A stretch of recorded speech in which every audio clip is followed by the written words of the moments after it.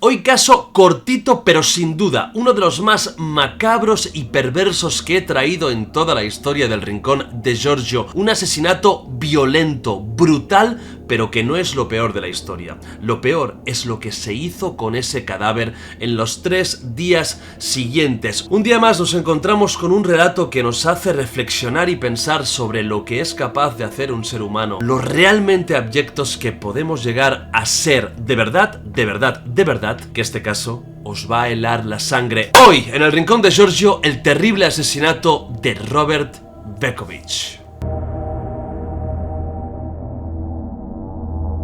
Pero antes os tengo que contar una cosa que es muy importante, no tan solo para mí, sino también para este canal. Anuncio, por si no lo sabíais ya, que el 17 de febrero, aquí en el Rincón de Giorgio, en riguroso streaming, en riguroso directo, van a hacer esto.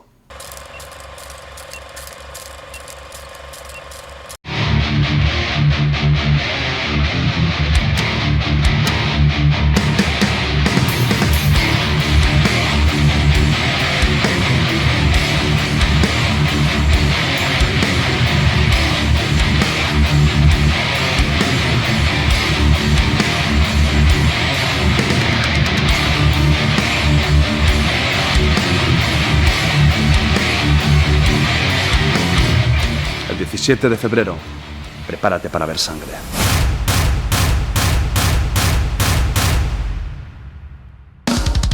Nace Dogfight Wild Tournament, un evento de combate underground con unos luchadores que vais a alucinar. Va a ser impresionante. No quiero deciros mucho porque en pocos días voy a mostrar más. Voy a mostrar exactamente los combates, los combatientes. El montaje tan impresionante que estamos haciendo para este evento es algo inaudito y que yo creo que os va a impresionar. Va a haber concierto, invitados sorpresa, sangre, sudor y seguramente lágrimas. Y me hace muchísima ilusión encima que el streaming se haga aquí, en este canal, en mi niño, en el rinconcito de Giorgio. Aquí en la descripción del vídeo tenéis dos cositas y os pido, por favor, si me tenéis un poquito de aprecio, que me ayudéis en ambas. La primera es que ya está el link del evento, que será el 17 de febrero a las 7 de la tarde. Por favor, ya os lo podéis apuntar, podéis darle a la campanita para reservarlo. Y también he creado un nuevo canal de YouTube, Dogfight Wild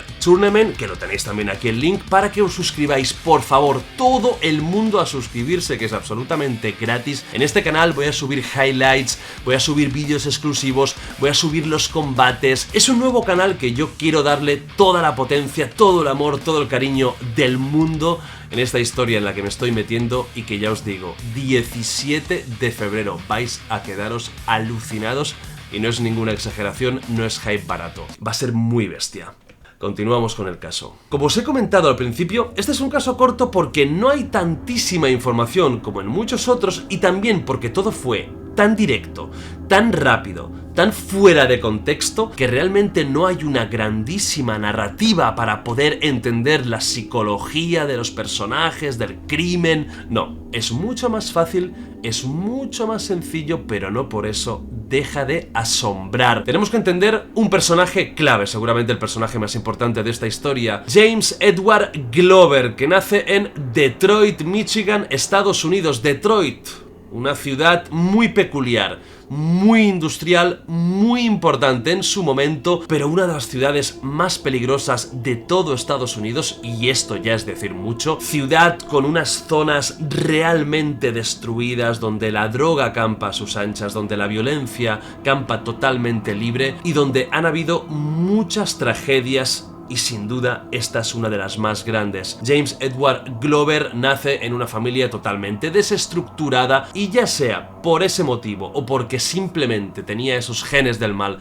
dentro, desde bien pequeñito es un niño incontrolable, violento, que disfruta de maltratar, de asesinar, de torturar pequeños animalitos, perros que encontraba por la calle, gatos que se encontraba en cualquier sitio, ratas, da igual, no importaba mientras fuera un ser vivo y le pudiera infringir daño. Lo expulsan de diferentes colegios, pero aún así Al ser un personaje con unas facciones diferentes, un comportamiento extraño, los demás chavales, compañeros de escuela, se reían de él. En otros colegios, en otras zonas, él podría haber sido el matón de clase, pero en Detroit todos venían, o muchos venían, de situaciones complicadas familiares. Eran niños acostumbrados a la violencia, acostumbrados a encontrarse no tan solo en su casa, sino también en la calle, en el barrio, con situaciones muy difíciles, y ahí Edward era uno de los débiles. Entonces en él se unía una combinación peligrosísima. Por un lado, maltrato de sus compañeros. Por otro, una clarísima inclinación hacia el dolor ajeno, por supuesto infligido por él mismo. Y luego tenemos una situación familiar complicada. A los 14 años es expulsado de todos lados y junto a su hermana va a vivir a un orfanato. Por supuesto, os podéis imaginar que la cosa no termina bien, y ya de adolescente mayor se podía encontrar a este señor por las calles, mal viviendo y vendiendo droga, la única forma que tenía para subsistir. Y todo el mundo que haya vendido droga alguna vez, espero que seáis muy pocos, sabe que hay una regla intocable: nunca consumas lo que vendes. ¿Creéis que James Edward Glover lo cumplió? Pues tenéis toda la razón del mundo. Por supuesto que no. Se convierte en drogadicto desde muy joven y empieza a moverse por el círculo de drogadictos, de yonkis, de personas que están mentalmente destruidas en esa región destruida de Detroit. Ahí conoce, en ese ambiente deprimido, a Robert Bekovich, un hombre similar pero sin tantas tendencias al asesinato, a la tortura, a lo malvado, pero muchas y muchas similitudes en cuanto a su drogadicción y falta de autocontrol. Robert, que en ese momento tenía 30 años, tenía una pareja de tan solo 18 y que será la tercera gran protagonista de esta historia. Janine Clark, como os podéis imaginar, otro desastre de ser humano absoluto a esas edades ya, totalmente enganchada a las drogas. Y no estamos hablando de marihuana y drogas más suaves, estamos hablando de opiáceos, de heroína y de drogas realmente duras. Durante un par o tres de años, Robert y Edward forjan una extraña amistad. Ya os podéis imaginar el tipo de amistad en un ambiente así. Se reunían muchas tardes para drogarse y mirar la tele como absolutos autómatas. En algunos casos Janine estaba con ellos. Lo que no sabía Robert es que Edward y Janine habían empezado a verse a solas, habían empezado a enrollarse, y nacía ahí un triángulo amoroso que acabaría en una tragedia brutal y sin ningún tipo de sentido. El miércoles 21 de julio del año 1982, y como tantas otras y otras tardes, el trío estaba sentado delante del televisor. Estaban viendo, por cierto, el show de Benny Hill, que en ese momento era un éxito mundial, seguramente el show de sketches más importantes de todo el mundo en Estados Unidos, quizás rivalizando con Saturday Night Live, pero conocido por todo el mundo, también en España y en Latinoamérica. Pues como tantas tardes, estaban ahí drogados, sin casi hablar, cuando de repente Edward y Robert empezaron a discutir. Y por desgracia no sabemos exactamente el motivo de la discusión, si fue una discusión de drogadictos, si fue una discusión porque Robert se podía oler que su novia y su amigo estaban entendiéndose. No sabemos qué pasó exactamente. Lo que sí que sabemos es que la cosa fue increciendo. En un momento determinado, Edward desaparece de la sala. Sabemos que Edward tiene inclinaciones a la tortura, a la muerte, a hacer daño. Vuelve al cabo de unos minutos con un pequeño revólver del calibre 22 en su mano derecha. Janine lo mira, se sonríen. Edward levanta el brazo, apunta a la nuca de su amigo, que no sabe ni se da cuenta de nada. Recordemos que están totalmente drogados, y Edward aprieta el gatillo. El tiro no mata directamente a Robert, que cae al suelo y empieza a convulsionar. La espuma a borbotones sale de su boca. Edward va a la cocina, coge un cuchillo y le asesta entre 10 y 15 puñaladas por detrás de la cabeza. Ahí sí, matándolo por completo. Aquí se podría terminar el caso y tenemos un triángulo amoroso que termina mal como tantos y tantos otros. Pero no, lo peor empieza ahora. Durante 3 días, y mientras Edward y Janine no paraban de consumir drogas, estuvieron realizando actos absolutamente despreciables, abyectos, asquerosos, terribles, el adjetivo más fuerte que podáis pensar, con el cadáver de Robert. Y no tan solo eso, sino que lo fotografiaron todo. Por supuesto, no puedo poner ninguna foto de este caso, pero en una búsqueda más o menos rápida podréis encontrar algunas fotos.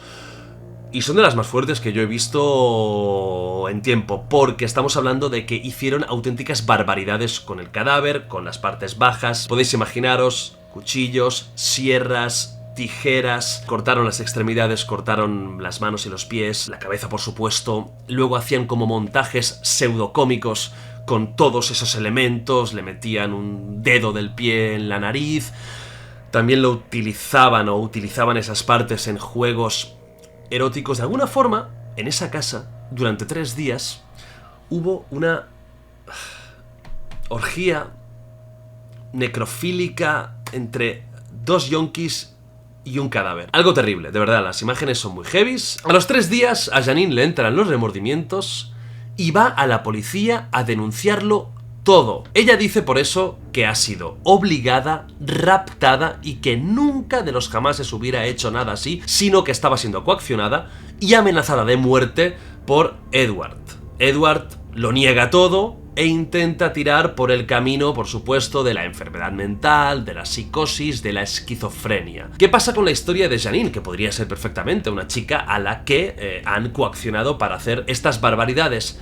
Janine, que no debería ser muy lista, no podía llegar a predecir que la policía, por supuesto, entraría en ese apartamento y, por supuesto, vería las decenas de fotografías que ahí habían. Y en las fotografías se podía ver a Janine sonriendo con diferentes partes del cadáver o con el propio cadáver en posiciones muy comprometidas, que evidentemente Edward podría haber forzado a Janine a sonreír, pero cuesta de creer cuando también varios vecinos la vieron salir de casa sabiéndose que lo que iba era a una tienda de fotografía a comprar más carrete, porque en ese momento no había cámara digital. También se vieron durante esos 3 días en algún momento a ellos dos fuera de casa. Si tú estás siendo secuestrada, pues seguramente a la que puedas salir vas a intentar fugarte, vas a intentar escaparte. Así que personalmente, no sé si fue por las drogas o porque era una persona malvada, yo creo que ambos disfrutaron, si se puede decir esa palabra, con lo que hicieron. Al final, los jueces determinaron lo siguiente: cadena perpetua para Edward, que acabó reconociéndolo todo para llegar a un acuerdo con los fiscales y evitar la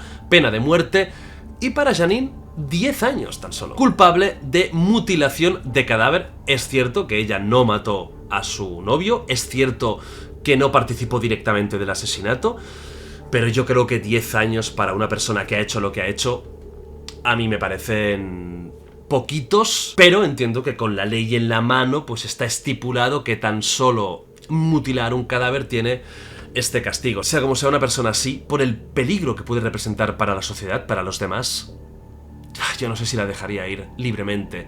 He buscado muchísimo para intentar encontrarla, saber si efectivamente salió de la cárcel, si está en algún lugar, y lo que he encontrado es contradictorio. Hay informes que dicen que murió de sobredosis unos años después de haber salido de la cárcel, y otros que aún sigue viva, pero con otro nombre. Si yo tuviera que apostar, apostaría iba a decir mis brazos, pero no creo que sea el mejor ejemplo justamente en esta historia. Me apostaría lo que fuera a que no está entre nosotros y a que seguramente la muerte por sobredosis es la más plausible y la que tiene incluso más sentido. Una persona de esa edad totalmente drogadicta que encima participa en algo así, que encima sus fotografías se filtran, aunque este caso es muy poco conocido. La mayoría de casos que traigo, o algunos de ellos, son muy conocidos, son muy famosos. Conocéis, aunque sea de segundas, de qué va la historia.